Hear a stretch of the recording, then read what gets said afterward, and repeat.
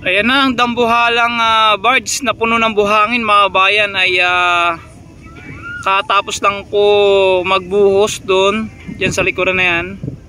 Laki na itong barge na to.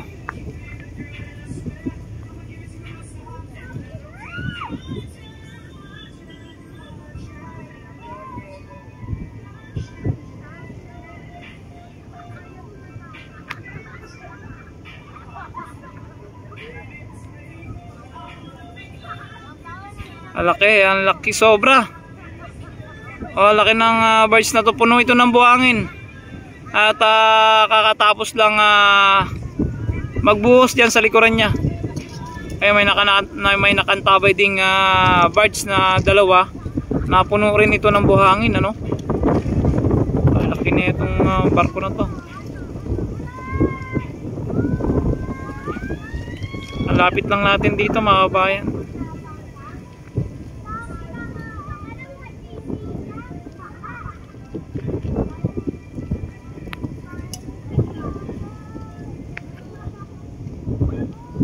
Halos maabot na natin tong napakalaking barge na to. Diyan, nakatapos lang siya magbuhos dyan. Ayan yung bundok na buhangin na yan. Ayan, oh. Ayan yung bundok na buhangin sa kanyang galing yung barge na yan. So hindi ko lang alam kung saan ito pupunta.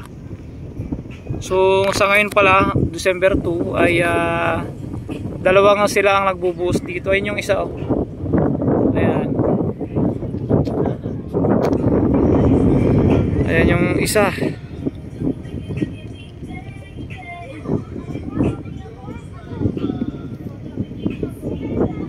Laki na ito.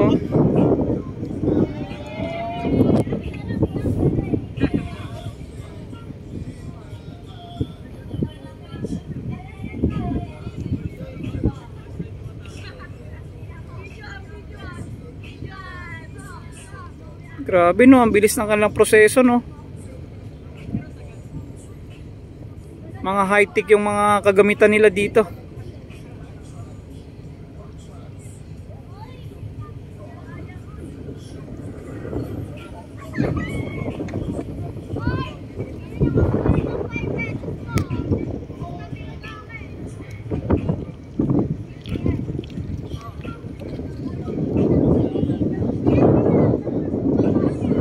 Siguro doon pupunta sa kabila ito.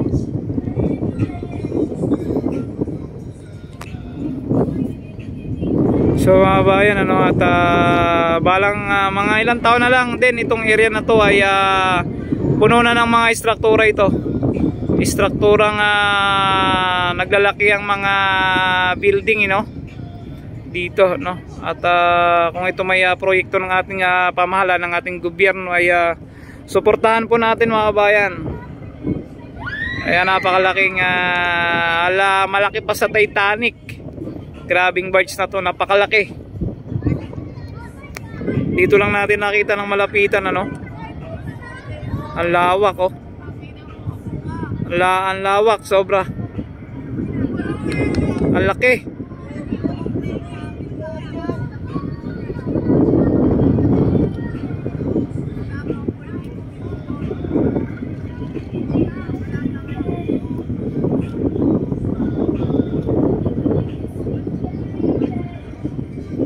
Yun, yung isa doon ay ayan, oh.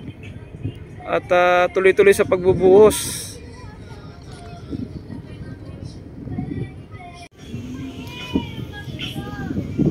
Na mga bayan ay sabay-sabay na silang nagbuhos yung dalawang barge dito, no.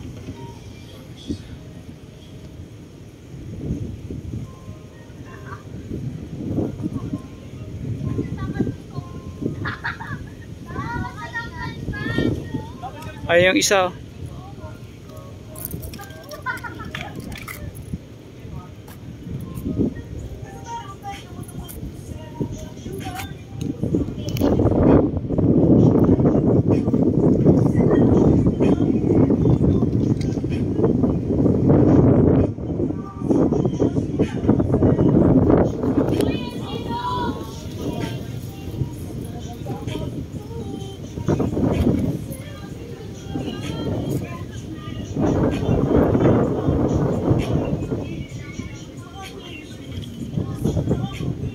sabay-sabay na sila nagbuhos doon sa dulo.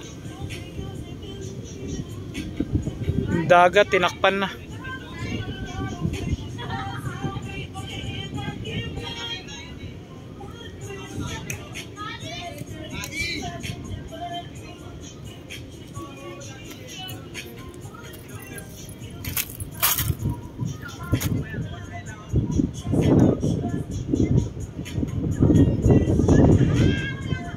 Yung isa na yan kanina ay nanggagaling dito yan. Yan, may nakantabay pang 3 barge.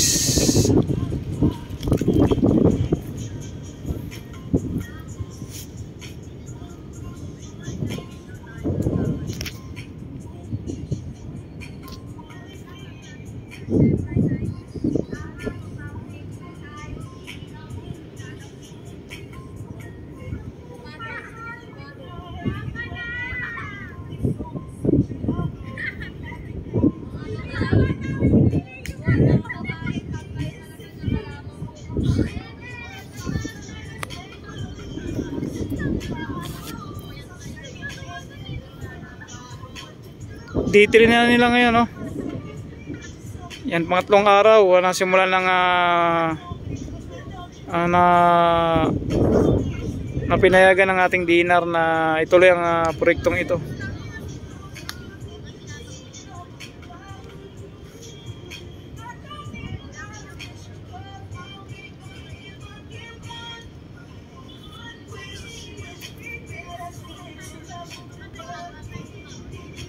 Grabe, no?